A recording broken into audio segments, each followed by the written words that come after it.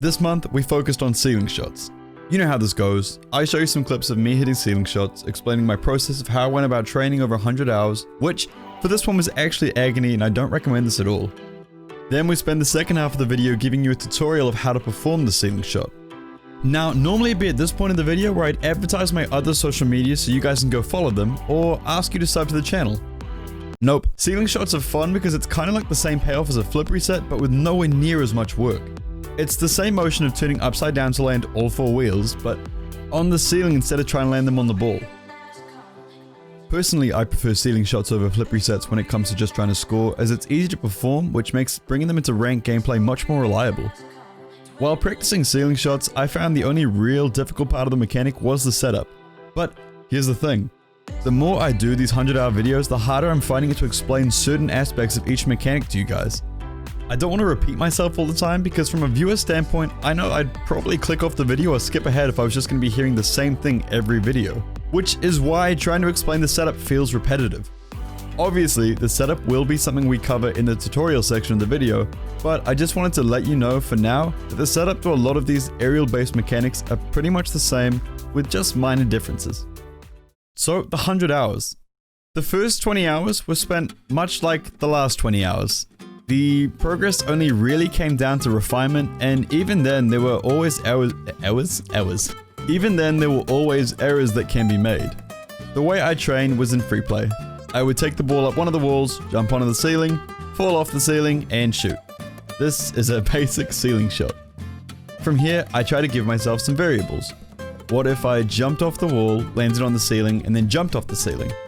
This gave me less time to work with when it came to the shot, so I put an added level of pressure on top.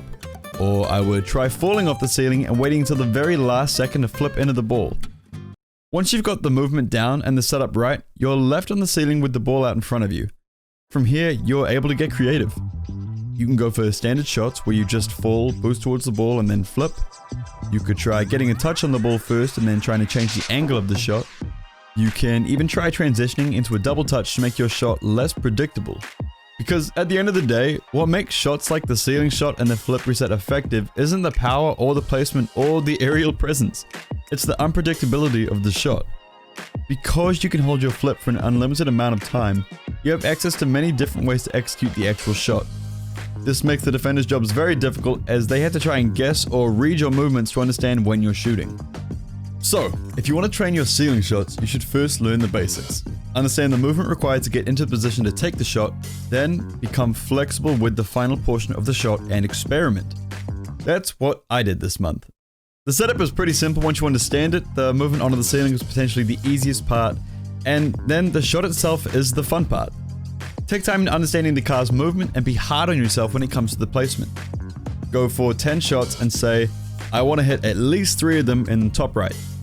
Once you can nail that, bump that number up or make the starting position harder. Another thing about these kind of videos is I can give you really simple routines, but unless you further them to your own ability and push yourself further than just the basic routine, your mechanics are going to stagnate and you will not progress. Overall, speaking on the 100 hours is a little rough, as it was the least fun 100 hours so far, if I'm going to be honest. While the mechanic itself is useful, it is not one that needs anywhere near that amount of time dedicated to it.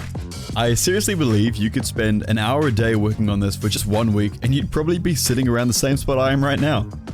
Nevertheless, let's move into the tutorial section of this video.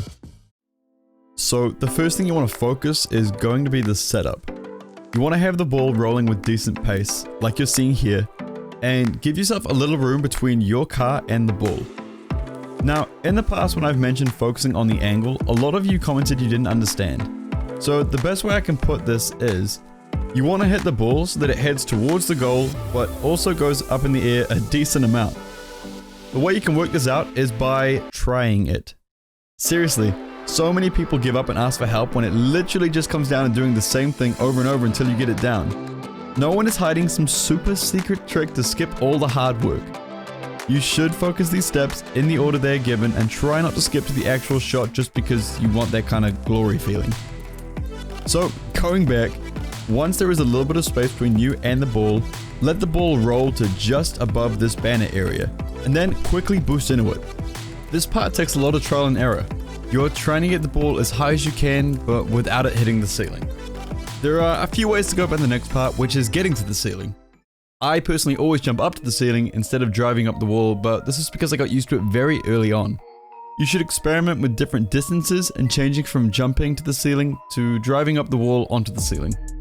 I prefer jumping to save time and boost, but I believe you could use both in different situations. When jumping to the ceiling, you're going to try and land all 4 wheels cleanly. Now, some people say you should hold power slide when landing on the ceiling, and some people say you shouldn't because it can drift you out of position. Once again, this is something you'll want to try in your own practice. I found that if my landing was a little off, I'd be holding power slide and then just readjust using boost while in the air. If I saw I was pretty well lined up, I wouldn't need a whole power slide. It's just another one of those feel things. You start to get it more the more practice you put into it.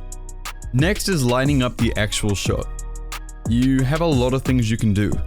Essentially, you have a flip and you should be positioned somewhere behind the ball. All the little adjustments in the air come with understanding aerial control, but once you can align the car with the ball, you can hold off your flip for as long as you need. This is where your creativity and time spent practicing will come into play. There is no way to give you a here's what to do for every situation. You need to go in and experiment with your own capabilities in the air. I will normally try to get under the ball to catch it and send it over the top of a defender, but you can get above the ball and flip into it, sending it down to get a powerful shot from above. You'll have seen in the background of the video all the different kind of shots you can go for, so I guess take some inspiration if you're a little bit stuck for ideas, otherwise just get a little bit creative. There's a lot you can do from this position, but in order to get here, remember to focus on the setup. I cannot stress this enough. There are small variables to consider when learning as well. Like, if the ball does hit the ceiling, you might want to actually jump off the ceiling and flip into it early so you can still get that contact, or let it fall and don't risk the shot at all. Another thing is, if you're over top of the ball and it doesn't look like you can get underneath it or get a good enough shot, you can wait for it to drop and go for a pinch, which provides a whole lot of power like I'm sure a lot of you know. Here's a few quick tips for things I learned over the course of the 100 hours. If the ball doesn't get the right height, look at your speed and how hard you're initially hitting the ball. If you're struggling to get under the ball, this might once again be a speed problem. I solved a lot of my own problems by just watching a few clips of other people hitting the shot I was kind of going for and then comparing to myself. There are a lot of things that don't get mentioned in these videos that people then message me about afterwards. But while a lot of it does come down to practicing and just getting better in the air as a whole, there's a lot you can learn from simple comparison. Take a clip of someone performing a ceiling shot and ask yourself what is different between their shot and yours. Look at the angle, the speed, the boost, the positioning, the control, the first touch, the landing, the timing. Honestly, there is so much to learn from a simple comparison that cannot be explained through a message. And the easiest way to get better at these things in-game is to have a side-by-side reference of what you're trying to achieve, so you can look over all the differences and adjust them where you see flaws. In my eyes, ceiling shots are just like easy flip resets. You get the same kind of payoff, but with much more space to land.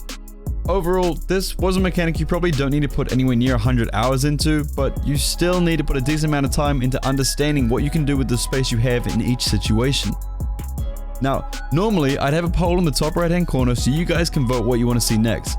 But I've decided next month's going to be 100 hours of shooting because it's one that I can properly track and break down for you guys, and it's vital for everyone to learn. So, I'll see you in a month for another 100 hours video, and I'll see you in a week for the next upload. Until next time, peace.